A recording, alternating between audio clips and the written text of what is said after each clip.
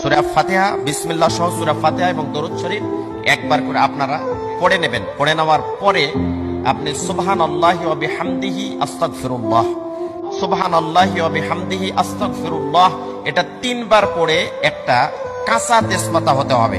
আপনারা শুকনা তেজপাতা নিলে হবে না, কাঁচা গাছের পড়ে থাকা হোক আর গাছের হোক, কাঁচা তেজপাতা ফোঁ দিয়ে 3 বার এই দোয়া পড়ে ফোঁ দিয়ে আপনি গোপনে রেখে দিলেন।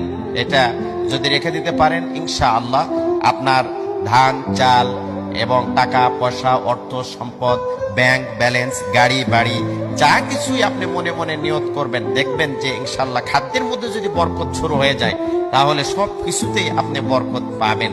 এটা একটা গোপনে আমল।